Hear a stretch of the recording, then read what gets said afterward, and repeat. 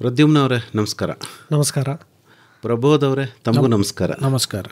ಸ್ವಲ್ಪ ಹೇಳಿ ನಿಮ್ಮ ಬಗ್ಗೆ ಪ್ರಬೋಧ್ ಅವರೇ. ಸರ್, ನಾನು MBA UK ಓದಿ ವಾಪಸ್ ಅಲ್ಲಿ ಒಂದು 10 ವರ್ಷ ಕೆಲಸ ಮಾಡಿ ಈಗ ವಾಪಸ್ ಬಂದು ವ್ಯವಸಾಯ ಮಾಡ್ತಾಯಿದ್ದೀನಿ. ಸಾಲಿಗ್ರಾಮ ತಾಲೂಕು, ಮಿರ್ಲೆ ಹೋಬಳಿ, ಬೀಚ್ನಳ್ಳಿ ಗ್ರಾಮ, ಅಲ್ಲಿ ಒಂದು ತೋಟ ಮಾಡಿದ್ದೀವಿ. ಈಗ ತಾವು ವಿದ್ಯಾಭ್ಯಾಸಕ್ಕೆ ಹೊರಗಡೆ ಹೋಗೋಕ್ಕೆ ಕಾರಣ ಏನು? ಅಂದರೆ ಅದು ನಮ್ಮದೊಂದು ಟೈಅಪ್ ಕೋರ್ಸ್ ಇತ್ತು ಇಲ್ಲಿ JC ಇಲ್ಲಿ. ಅದು ಆಫ್ಟರ್ 10th 4 years ಇಲ್ಲಿ ಓದಿ 2 years ಅಲ್ಲಿ ಮಾಡಿದರೆ ಅದು ಇಟ್ಸ್ ಎ ಕಾಂಬಿನೇಷನಲ್ ಕೋರ್ಸ್. ಅಲ್ಲಿ ಹೋದರೆ ವಿ ಗೆಟ್ BA ಆನರ್ಸ್. ಹೌದಾ? ಸೊ ಆ ಕೋರ್ಸಿಗೆ ಓದಿದ್ದು ನಾನು.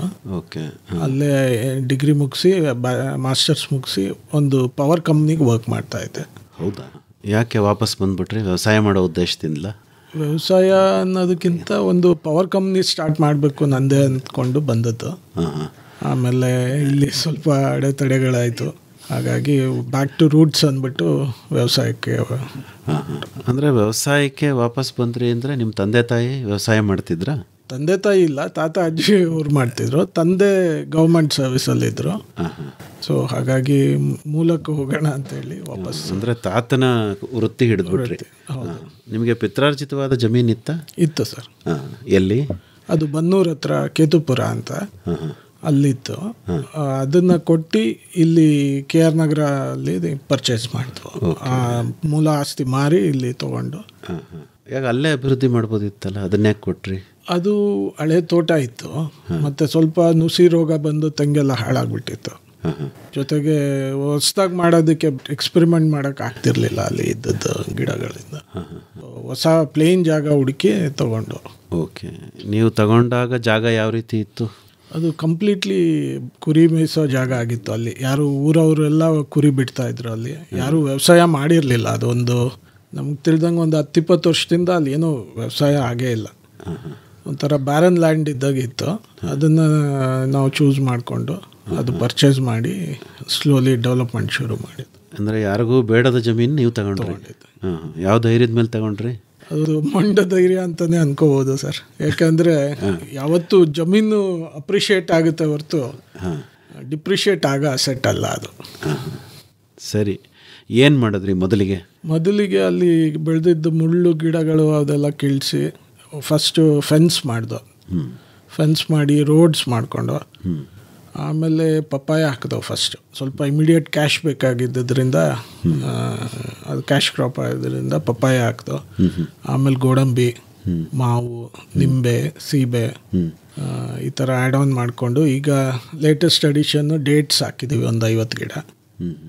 ಆಮೇಲೆ ಲೀಚಿ ಇದೆ, ಬಟರ್ ಫ್ರೂಟ್ ಇದೆ, ಡ್ರ್ಯಾಗನ್ ಫ್ರೂಟ್ ಇದೆ. ಇದಲ್ಲದೆ ಆಗ್ರೋ ಫಾರೆಸ್ಟ್ರಿಯಾಗಿ ಗಂಧ ಮತ್ತು ರಕ್ತಚಂದನ, ಸಿಲ್ವರ್ ಓಕು, ಮಾಗನಿ, ತುರ್ಬೇವು, ಟೀ ಕುಟ್ಟು, ಇಷ್ಟು ಗಿಡಗಳು ಹಾಕಿದ್ದೀವಿ. ಒಟ್ಟು ಜಮೀನಿನ ವಿಸ್ತೀರ್ಣ ಏನು? ಅದು 40 acres. 40 ಎಕರೆ. ಹೌದು. ನೀರಿನ ಆಶ್ರಯ ಹೇಗೆ? ನೀರು ಬೋರ್ವೆಲ್ ಆಶ್ರಿತ ಅದು. ಎಷ್ಟಿದೆ ಬೋರ್ವೆಲ್ಗಳು? 5 ಇದೆ. ಅದಲ್ಲದೆ ಈಗ ಕಾಲುವೆ ನೀರಿದ್ದಾಗ ಅದನ್ನು ಸ್ವಲ್ಪ ಉಪಯೋಗಿಸ್ಕೋತೀವಿ. ಕಾಲುವೆ ಹೋಗಿದೆಯಾ? ಕಾಲುವೆ ಹೋಗಿದೆ. ಹೌದಾ? ಯಾವ ಕಾಲುವೆ ಅದು? ಹೆಸರು ಗೊತ್ತಿಲ್ಲ, ಬಟ್ ಅದು ಬಳ್ಳೂರು ಕಟ್ಟೆಯಿಂದ ಬರುತ್ತೆ ಅಂತ. ಹೌದಾ?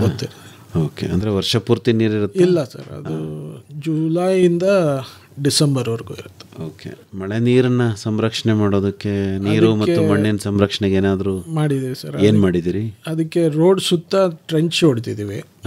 ಜಮೀನಿಗೆ ಬಿದ್ದು ಮಳೆ ನೀರು ಆಚೆ ಹೊರದು ಹೋಗದೆ ಇರೋಂಗೆ ಟ್ರೆಂಚ್ ಮಾಡಿ ಅಲ್ಲಲ್ಲೇ ಇಂಗು ಗುಂಡಿಗಳು ಮಾಡಿದ್ದೀವಿ. ಅದಲ್ಲದೆ ಒಂದು ಎಕರೆಯಲ್ಲಿ ಕೆರೆ ಮಾಡಿದ್ದೀವಿ. ಅಲ್ಲಿಗೆ ಎಲ್ಲ ಕಡೆಯಿಂದ ನೀರು ಅಲ್ಲಿ ಸಂಗ್ರಹ ಆಗುತ್ತೆ, ಮಳೆ ನೀರು. ಸೊ ನಮ್ಮ ಜಮೀನಿಗೆ ಬಿದ್ದು ನೀರು ಆಚೆ ಹೋಗದೆ ಇರೋಂಗೆ ಅಲ್ಲೇ ತಡೆದು ಇಟ್ಕೊಳ್ಳೋಗೆ ಪ್ಲ್ಯಾನ್ ಮಾಡಿ ಒಂದು 3 ಕೃಷಿ ಹೊಂಡ ಪ್ಲಸ್ ಒಂದು ಕೆರೆ, ಇಷ್ಟು ಮಾಡಿ. ನಿಮ್ಮ ಬಗ್ಗೆ ಹೇಳಿ ಪ್ರದ್ಯುಮ್ನ ಅವರೇ. BCom ಮಾಡಿದೆ. BCom ಮಾಡಿ ಬೆಂಗಳೂರಲ್ಲಿ ಓದಿದ್ದು. ಅಲ್ಲೇ ಒಂದು MNC ಕಂಪ್ನಿಯಲ್ಲಿ ಸೇರಿಕೊಂಡೆ. ಅಲ್ಲೇ ಕೆಲಸ ಮಾಡ್ತಾ MBAನೂ ಮಾಡಿದೆ ಫೈನಾನ್ಸಲ್ಲಿ. ಸೊ ಆಲ್ಮೋಸ್ಟ್ ಒಂದು 11 ವರ್ಷ ಕೆಲಸ ಮಾಡಿದೆ.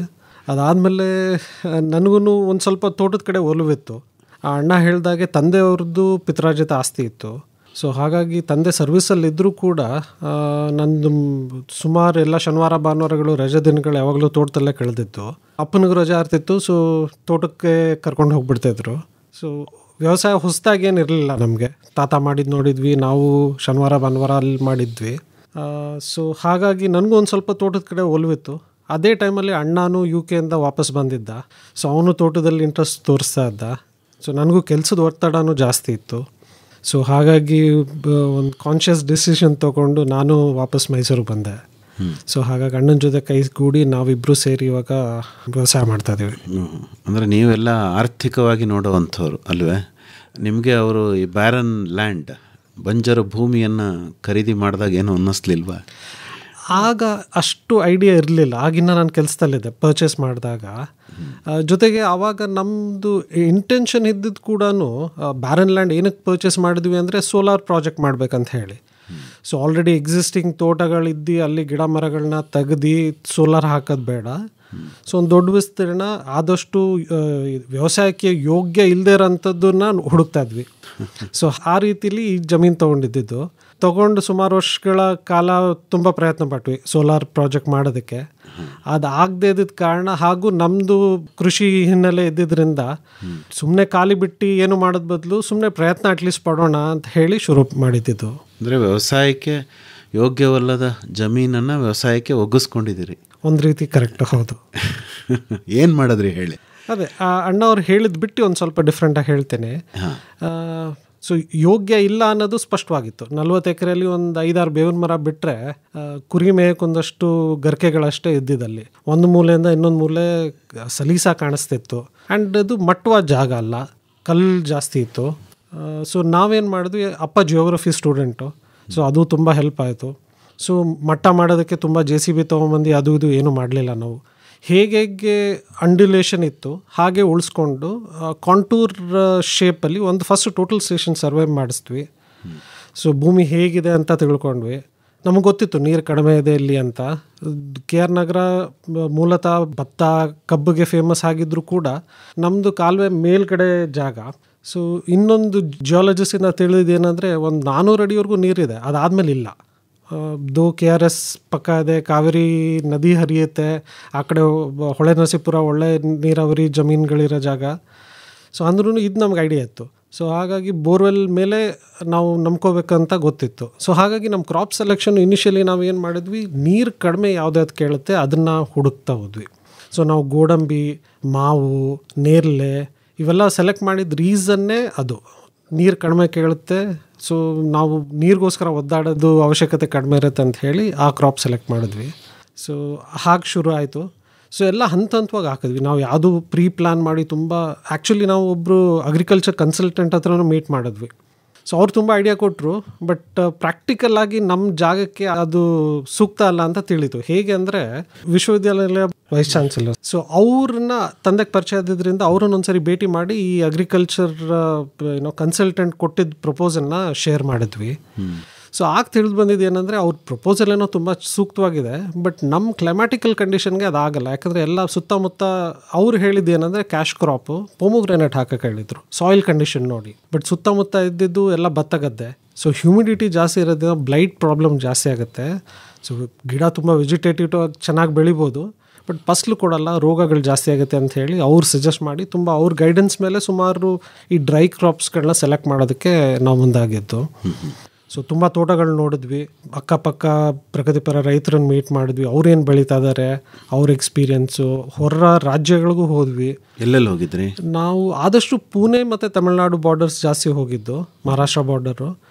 ಯಾಕಂದರೆ ಅವ್ರು ಹಾರ್ಟಿಕಲ್ಚರ್ ಕ್ರಾಪ್ಸಲ್ಲಿ ನಮಗಿಂತ ತುಂಬ ಮುಂದೆ ಇದ್ದಾರೆ. ಆ್ಯಂಡ್ ಪುಣೆ ಹತ್ರ ಇರೋದ್ರಿಂದ ಅವ್ರಿಗೆ ಎಕ್ಸ್ಪೋರ್ಟ್ ಪೊಟೆನ್ಷಿಯಲ್ಸು ಜಾಸ್ತಿ ಇದೆ. ಸೊ ಹಾಗಾಗಿ ಬೇಸಿಕಲಿ ಕಲಿಯೋಗೋಸ್ಕರ ಆ ಕಡೆ ಹೋದ್ವಿ, ಸಾಂಗ್ಲಿ, ಮೀರಜ್ ಆ ಕಡೆ. ಓಕೆ ಸರ್, ಈಗ ಡೇಟ್ಸ್ ಹೇಳಿದ್ರಿ ನೀವು, ಖರ್ಜೂರ. ಹಾಂ ಸರ್, ಅದ್ರ ಬಗ್ಗೆ ಒಂಚೂರು ಹೇಳ್ಬೋದಾ? ಸರ್, ಇಲ್ಲಿ ತುಮಕೂರು ಹತ್ರ ಒಬ್ಬರು ಫಾರ್ಮರ್ ಬೆಳೆದಿದ್ದಾರೆ ಅಂತ ನ್ಯೂಸ್ ಪೇಪರು ಮತ್ತು ಸೋಷಿಯಲ್ ಮೀಡಿಯಲ್ಲಿ ನೋಡಿದ್ದು. ಅದೊಂದು ವಿಸಿಟ್ ಮಾಡೋಕ್ಕಾಗಲಿಲ್ಲ, ಬಟ್ ಟ್ರೈ ಮಾಡೋಣ, ಇಲ್ಲೂ ಬರ್ಬೋದು ಅಂತ ಹೇಳಿ ಒಂದು 50 ಗಿಡ ತರಿಸಿ ಹಾಕಿದ್ದೀವಿ. ಎಲ್ಲಿಂದ ತರಿಸಿದ್ರಿ? ಯಾವ ತಳಿ ಅದು? ಬಹಾರಿ ಅಂತ. ಎಲ್ಲಿಂದ ತರಿಸಿದ್ರಿ? ಗುಜರಾತಿಂದ ತರಿಸಿದ್ದು. ಹೌದಾ? ಅಲ್ಲಿ ಸಿಗುತ್ತೆ ಅನ್ನೋದು ಹೇಗೆ ಗೊತ್ತಾಯ್ತು ತಮಗೆ? ಆನ್ಲೈನಲ್ಲಿ ಹುಡುಕಿದ್ವಿ. ಹೌದಾ? ಸರಿ. ಅದು ನೋಡಿ ತರಿಸಿದೀವಿ. ಅಂದ್ರೆ ಬೆಳೆನ ಹೋಗಿ ನೋಡಲಿಲ್ಲ? ಇಲ್ಲ ಸರ್, ಹೋಗಿ ನೋಡಲಿಲ್ಲ. ಇಲ್ಲಿ ತುಮಕೂರವ್ರದ್ದು ಹೋಗಿ ನೋಡಬೇಕಿತ್ತು, ಬಟ್ ಅದು ಆಗಲಿಲ್ಲ, ಟೈಮ್ ಆಗಲಿಲ್ಲ. ಸರಿ. ಟ್ರಯಲ್ಗೆ ನೋಡೋಣ ಅಂತ ಹೇಳಿ ತರಿಸಿ ಹಾಕಿದ್ವಿ. ಗಿಡ ಚೆನ್ನಾಗಿ ಬಂದಿದೆ, ಇನ್ನು ಫ್ಲವರಿಂಗ್ ಆಗಿಲ್ಲ. ಹೌದಾ? ಎಷ್ಟು 50 ಗಿಡ ಹಾಕಿದೆ? 50 ಗಿಡ ಹಾಕಿದೆ. ಅದಕ್ಕೇನು ಬೇಡಿಕೆ ಇದೆಯಾ? ಮಾಮೂಲಿ ಖರ್ಜೂರದ ಥರ ಬರುತ್ತಾ? ಈ ಖರ್ಜೂರ ಅಲ್ಲ ಸರ್, ಇದು ಡ್ರೈ ಆಗಲ್ಲ, ಇದು ರಾ ಕನ್ಸ್ಯೂಮ್ ಮಾಡ್ಬೋದು. ಹೌದಾ? ಹಣ್ಣಿನ ರೀತಿ ಇದು ಡ್ರೈ, ನಮ್ದು ಏನು ಡ್ರೈ ಖರ್ಜೂರ ಸಿಗುತ್ತೆ ಆ ಥರ ಮಾಡ್ಲಿಕ್ಕೆ ಆಗಲ್ಲ ಅಂತ. ಸೊ ರಾ ಕನ್ಸ್ಯೂಮ್ ಮಾಡ್ಬೋದು. ಅದೇ, ಇದನ್ನ ಸುಮ್ಮನೆ ಮಳೆ ಆಶ್ರಯಕ್ಕೆ ಆಗತ್ತೆ ಅಂತ ಹಾಕಿರೋದ ಅಥವಾ ಸ್ಟಡಿ ಮಾಡಿ ಹಾಕಿದಿರಾ? ಸ್ಟಡಿ ಮಾಡಲಿಲ್ಲ ಸರ್, ಇದೊಂದು ಟ್ರಯಲ್ ಮಾಡೋಣ ಬರ್ಬೋದು ಅಂತ ಮಾಡಿ ಹಾಕಿರೋದು. ಓಕೆ. ಬೇಸಿಕಲಿ ನೀವು ಹಾಕಿದ್ದು ಗೋಡಂಬಿ ಅಲ್ವಾ? ಫಸ್ಟ್ ಗೋಡಂಬಿ. ಈಗಲೂ ಇದೆಯಾ ಗೋಡಂಬಿ? ಇದೆ ಸರ್, ಇದೆ. ಅದ್ರ ಬಗ್ಗೆ ಹೇಳಿ ಒಂಚೂರು. ಯಾವ ತಳಿ ಹಾಕಿದ್ರಿ, ಏನು? ಅದು ಉಳ್ಳಾಳ್ 3 ಅಂತ ನಮ್ಮ ಹಾರ್ಟಿಕಲ್ಚರ್ ಯೂನಿವರ್ಸಿಟಿ ಇಲ್ವಾಲ ಕಾಲೇಜಿಂದ ಕೊಡ್ತಾ ಇದ್ರು, ಫ್ರೀ ಗಿಡ ಕೊಟ್ಟರು. ಒಂದು 500 ಪ್ಲಾಂಟ್ಸ್ ಕೊಟ್ಟರು first year to promote cashew for local farmers. So ಅದು ತಂದು ಹಾಕ್ತು, ಚೆನ್ನಾಗಿ ಬಂತು. ಆಮೇಲೆ ಸ್ವಲ್ಪ ಪುತ್ತೂರ್ಗೆ ಹೋಗಿ ಅಲ್ಲಿಂದ ಇನ್ನೊಂದು 1000 ಗಿಡ ತಂದು ಹಾಕಿದ್ದೀವಿ. ನಮಗೊಂದು 2 ಟನ್ನಷ್ಟು ಕ್ಯಾಶ್ಯೂ ಬರ್ತಾ ಇದೆ. ನಮ್ಮದೇ ಒಂದು ಸ್ಮಾಲ್ ಪ್ರೊಸೆಸಿಂಗ್ ಯೂನಿಟ್ ಹಾಕಿದ್ದು ಮೈಸೂರಲ್ಲೇ. ಅದು ಸ್ವಲ್ಪ ದಿನ ನಡೀತು. ಆಮೇಲೆ ಇಲ್ಲಿ ಸ್ಕಿಲ್ಡ್ ಲೇಬರ್ ಸಿಗಲ್ಲ, ಅದು ಸ್ವಲ್ಪ ಕಂಪ್ಲೀಟ್ಲಿ ಆಟೋಮೇಟೆಡ್ ಮಾಡೋಕ್ಕೆ ಅಷ್ಟು ಪ್ರೊಡಕ್ಷನ್ ಇಲ್ಲ ನಮ್ಮಲ್ಲಿ, ಮತ್ತು ಅದು ತುಂಬ ಎಕ್ಸ್ಪೆನ್ಸಿವ್ ಆಗುತ್ತೆ. ನಾವು ಒಂದು ಸ್ಮಾಲ್ ಸ್ಕೇಲ್ ಯೂನಿಟ್ ಹಾಕ್ಕೊಂಡಿದ್ದು. ಮತ್ತು ಲೇಬರ್ ಇಶ್ಯೂ ಆದ್ದರಿಂದ 1 ವರ್ಷ ನಡೆಸಿದ್ದು. ಆಪ್ಕಾಮ್ಸ್ಗೆಲ್ಲ ಸಪ್ಲೈ ಮಾಡ್ತಿತ್ತು ಆವಾಗ. ಆಮೇಲೆ ಲೇಬರ್ ಇಶ್ಯೂ ಆದಮೇಲೆ ನಿಲ್ಲಿಸ್ಬಿಟ್ಟು ಈಗ ನಾವು ಸುಳ್ಳಿಯಾಗಿ ಕಳಿಸ್ಬಿಡ್ತೀವಿ. ಹೌದಾ? ಏನು ಪ್ರೋಸೆಸ್ ಏನು ಮಾಡೋಕ್ಕೆ? ಪ್ರೋಸೆಸ್ ಈಗ ಮಾಡ್ತಿಲ್ಲ ಸರ್, ಅದು ಸ್ವಲ್ಪ ತುಂಬ ಸ್ಕಿಲ್ಸ್ ಬೇಕಾಗುತ್ತೆ. ಓಕೆ. ನಮ್ಮವ್ರು ಇಲ್ಲಿಯವ್ರು ಮಾಡಲ್ಲ, ಅದು ಆ ಕಡೆಯವ್ರು ಮಾಡ್ತಾರೆ. ಆ್ಯಂಡ್ ಅವ್ರು ಟ್ರೈನ್ಡ್ ಇರ್ತಾರೆ ಅಲ್ಲಿ, ಅದು ಎಕ್ಸ್ಪೀರಿಯನ್ಸ್ ಆಗಿದೆ. ಹಣ್ಣೇನು ಮಾಡ್ತೀರಿ? ಹಣ್ಣು ಸ್ವಲ್ಪ ವೈನ್ ಮಾಡ್ದು, ಹಾರ್ಟಿಕಲ್ಚರ್ ಕಾಲೇಜ್ ಇಲ್ವಲ್ಲ ಅವರು ಹೆಲ್ಪ್ ತೊಗೊಂಡು. ಆಮೇಲೆ ಈಗ ಕಾಂಪೋಸ್ಟ್ ಮಾಡ್ಕೊತಾ ಇದ್ದೀವಿ. ವೈನಿಂದ ಕಾಂಪೋಸ್ಟ್. ಸರಿ. ಈಗ ಗೋಡಂಬಿ ಇದೆ ನಿಮ್ಮ ಹತ್ರ? ಇದೆ ಸರ್. ಎಷ್ಟು ಎಕರೆನಲ್ಲಿ ಇರ್ಬೋದು? ಎಷ್ಟು ಸಾವಿರ ಗಿಡಗಳು? ಅದು 1400 ಗಿಡ ಇದೆ. ಹೌದಾ? 2 ಟನ್ ಅಂದರೆ 1 ವರ್ಷದ ಪ್ರೊಡಕ್ಷನ್. ಅದು ಒಂದೊಂದ್ಸರಿ ಟೀ ಮಸ್ಕಿಟೋ ಅಟ್ಯಾಕ್ ಆಗಿಬಿಟ್ಟಾಗ ಸ್ವಲ್ಪ ಡ್ರಾಪ್ ಆಗುತ್ತೆ. ಬಟ್ ಆನ್ ಆನ್ ಆ್ಯಾವ್ರೇಜ್ ಒಂದು 1 ಟನ್ನಿಂದ 1.5 ಟನ್ ಎಕ್ಸ್ಪೆಕ್ಟ್ ಮಾಡ್ಬೋದು. ಈಗ ಮೇಜರ್ ಆಗಿ ನಿಮ್ಮದು ಕ್ಯಾಶ್ಯೂ, ಗೋಡಂಬಿ, ಆಮೇಲೆ ಖರ್ಜೂರ, ಡ್ರ್ಯಾಗನ್ ಫ್ರೂಟ್ ಇದೆ. ಡ್ರ್ಯಾಗನ್ ಫ್ರೂಟ್ ತುಂಬ ಇಲ್ಲ, ಒಂದು 1/2 ಎಕರೆಗಷ್ಟು ಹಾಕ್ಕೊಂಡಿದ್ದೀವಿ. ಓಕೆ. ಡ್ರ್ಯಾಗನ್ ಫ್ರೂಟ್ ಬಗ್ಗೆ ಹೇಳಿ ಸರ್. ಡ್ರ್ಯಾಗನ್ ಫ್ರೂಟ್ ನಾವು ಆಲ್ಮೋಸ್ಟ್ 2017-18 ಟೈಮಲ್ಲೇ ಬೆಳೆದಿದ್ದು. ಇದು ನಾವು ಮೇನ್ ಕಲ್ತಿದ್ದು ಮಹಾರಾಷ್ಟ್ರ ವಿಸಿಟಿಂದಾನೆ. ಅಲ್ಲಿ ತುಂಬ ಎಕ್ಸ್ಟೆನ್ಸಿವ್ ಆಗಿ ಬೆಳೀತಾ ಇದ್ರು ಡ್ರ್ಯಾಗನ್ ಫ್ರೂಟು. ಸೊ ನಮಗೆ ಪರಿಚಯ ಆಗಿ ಇಲ್ಲಿ ಇವಾಗ ಮಾರ್ಕೆಟಿಗೆ ಇಷ್ಟು ಲೋಕಲೈಸ್ ಆಗೋಕ್ಕಿಂತ ಮುಂಚೆನೇ ಶುರು ಮಾಡಿದ್ವಿ ನಾವು. ಗಿಡಗಳು ಕೆಲವು ಅಲ್ಲಿಂದ ತರಿಸಿದ್ವಿ, ಕೆಲವು ಚಟ್ಟಳ್ಳಿ ಮಡಿಕೇರಿಯಿಂದನೂ ತರಿಸಿದ್ವಿ. ಸೊ ಸಣ್ಣ ಪ್ರಮಾಣದಲ್ಲೇ ಶುರು ಮಾಡಿದ್ವಿ. ಬಟ್ ಸಂಭವ ನಮಗೆ ಒಂದು ಇದಿತ್ತು, ಇವಾಗ ನೇರಳೆ, ಸೀಬೆ ಎಲ್ಲ ಹೇಗೆ ಮಾರ್ಕೆಟ್ ಪ್ರೊಡಕ್ಷನ್ ಜಾಸ್ತಿ ಆಗಿ ರೇಟ್ ಡೌನ್ ಆಯಿತು, ಇದನ್ನು ಎಕ್ಸ್ಪೆಕ್ಟ್ ಮಾಡಿದ್ವಿ ಒಂದು ರೀತಿಲಿ. ಯಾಕಂದರೆ ನಮ್ಮ ವೆದರ್ಗೆ ತುಂಬ ಚೆನ್ನಾಗಿ ಬೆಳೆಯುತ್ತೆ, ರೇಟ್ ಚೆನ್ನಾಗಿದೆ, ಆ್ಯಂಡ್ ಪಬ್ಲಿಕ್ ಅವೇರ್ನೆಸ್ ಜಾಸ್ತಿ ಆಗ್ತಾಯಿದೆ. ಸೊ ಹಾಗಾಗಿ ಎಲ್ಲರೂ ಇದರಿಂದ ಬೀಳ್ತಾರೆ ಅನ್ನೋದೊಂದು ಐಡಿಯಾ ಇತ್ತು. ಸೊ ಹಾಗಾಗಿ ಒಂದು 1/2-3 ಎಕರೆ ಎಷ್ಟು ಬೆಳೀತಾ ಇದ್ವಿ. ಶುರು ಮಾಡಿದ್ದು ಅಷ್ಟರಲ್ಲೇ, ಈಗಲೂ ಅಷ್ಟರಲ್ಲೇ ಇದೆ. ಆ್ಯಂಡ್ ತುಂಬ ಚೆನ್ನಾಗಿ ಬಂತು ನಮ್ಮ ವೆದರ್ಗೆ. ಆ್ಯಂಡ್ ಮಾರ್ಕೆಟಿಂಗು ಕಡಿಮೆ ಇದ್ದಿದ್ದರಿಂದ ನಮಗೆ ಅಷ್ಟು ಸಮಸ್ಯೆ ಆಗಿಲ್ಲ. ಇವಾಗ್ಲೂ ಅಷ್ಟು ಸಮಸ್ಯೆ ಆಗ್ತಾ ಇಲ್ಲ. ಏನು ಮಾಡ್ತಾ ಇದ್ರಿ ಮಾರಾಟಕ್ಕೆ? ನಮ್ಮದು ಮುಂಚೆನೇ ಶುರು ಮಾಡಿದ್ರಿಂದ ನಮ್ಮದೇ ಒಂದು ಸ್ಮಾಲ್ ಕಸ್ಟಮರ್ ಬೇಸ್ ಫಾರ್ಮ್ ಆಗಿದೆ. ಸೊ ಹಾಗಾಗಿ ವಾಟ್ಸಪ್ ಗ್ರೂಪ್ ಇದೆ, ಫೇಸ್ಬುಕ್ ಗ್ರೂಪ್ ಇದೆ. ಇದರಲ್ಲಿ ಹಾಕಿದ ತಕ್ಷಣ ರಿಪಿಟೇಟಿವ್ ಕಸ್ಟಮರ್ಸು. ಸೊ ಹಾಗಾಗಿ ಅವ್ರಿಗೆ ಗೊತ್ತು ಯಾವ ತೋಟದಿಂದ ಬರ್ತಾ ಇದ್ದೆ, ಅಗ್ರಿಕಲ್ಚರ್ ಪ್ರಾಕ್ಟೀಸ್ ಹೇಗಿದೆ, ಸೊ ಇವರಿಂದ ಏನು ಎಕ್ಸ್ಪೆಕ್ಟ್ ಮಾಡ್ಬೋದು ಅಂತ ಅವ್ರಿಗೆ ಆಲ್ರೆಡಿ ಒಂದು ಇದಿದೆ. ಸೊ ಹಾಗಾಗಿ ಅವ್ರಗಳಿಗೆ ಹೋಗುತ್ತೆ. ಎಕ್ಸಸ್ ಬಂದಿದ್ದನ್ನು ನಾನು ಒಂದಷ್ಟು ಮೈಸೂರು ಲೋಕಲ್ ವೆಂಡರ್ಸ್ಗಳಿದ್ದಾರೆ, ಅವ್ರಿಗೆ ಕೊಡ್ತೇನೆ.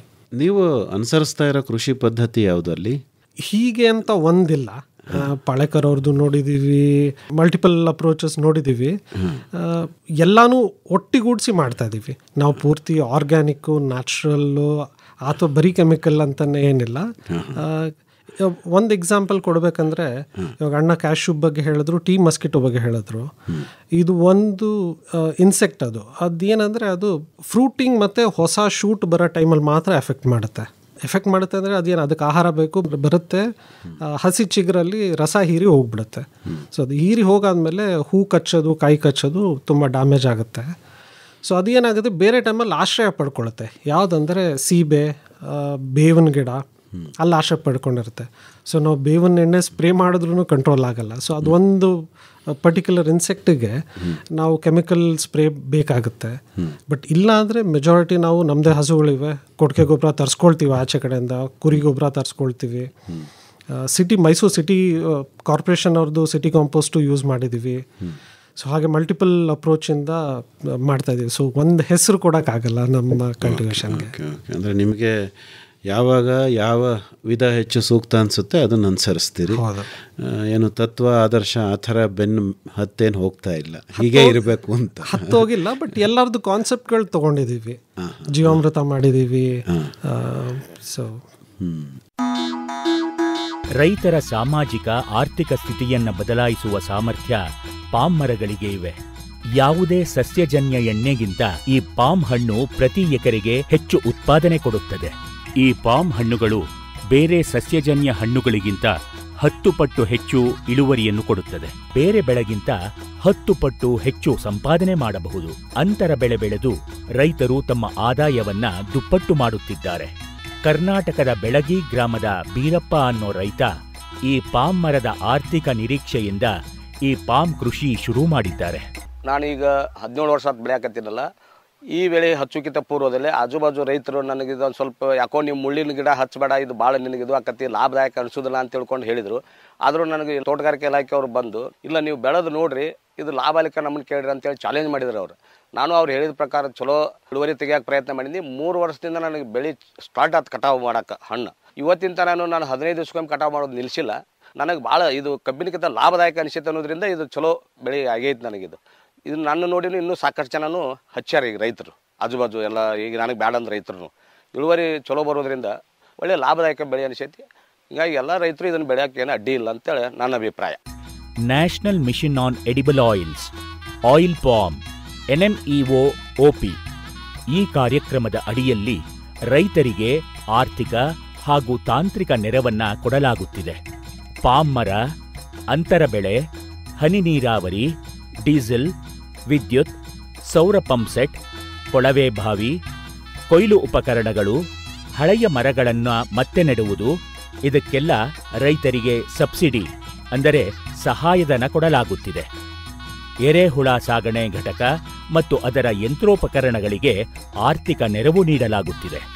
ಈ ಕಾರ್ಯಕ್ರಮದ ಅಡಿಯಲ್ಲಿ ರೈತರಿಗೆ 1 ರಿಂದ 5 ಲಕ್ಷ ರೂಪಾಯಿಗಳು ಸಹಾಯಧನವನ್ನು ಕೊಡಲಾಗುತ್ತದೆ. ಭಾರತ ಸರ್ಕಾರ ಎಣ್ಣೆ ತಾಳೆ ಸಸಿಗಳಿಗೆ ರೂಪಾಯಿ 20,000ರಿಂದ 29,000ವರೆಗೆ ಪ್ರತಿ ಹೆಕ್ಟರ್ಗೆ ಸಹಾಯಧನ ನೀಡಲಾಗುತ್ತಿದೆ. ಅಂತರ ಬೆಳೆ ಹಾಗೂ ಬೆಳೆ ನಿರ್ವಹಣೆಗೆ ಸಂಬಂಧಪಟ್ಟಂತೆ ಪ್ರತಿ ಹೆಕ್ಟರ್ಗೆ 42,000 ಸಹಾಯಧನವನ್ನು ನೀಡಲಾಗುತ್ತಿದೆ. ಜೊತೆಗೆ ಹನಿ ನೀರಾವರಿ ಅಳವಡಿಕೆಗೂ ಸಹ ಸಹಾಯಧನ ನೀಡಲಾಗುತ್ತಿದೆ. ಒಟ್ಟು ಪ್ರತಿ ಹೆಕ್ಟರ್ಗೆ 30,000 ಒಂದು ಸಹಾಯಧನ ನೀಡಲಾಗುತ್ತಿದೆ. ಜೊತೆಗೆ ಬೆಳೆ ಕಟಾವು ಯಂತ್ರ ಹಾಗೂ ಟ್ರ್ಯಾಕ್ಟರ್ ಟ್ರಾಲಿಗೂ ಸಹಿತ ಒಂದು ಸಹಾಯಧನ ನೀಡುವಂಥ ಒಂದು ಯೋಜನೆ ಈ ಒಂದು ತಾಳೆ ಬೆಳೆ ಯೋಜನೆಯಲ್ಲಿದೆ. ಪಾಮ್ ಕೃಷಿ ನಮ್ಮ ದೇಶದ ರೈತರಿಗೆ ಒಂದು ವರವಾಗಿದೆ.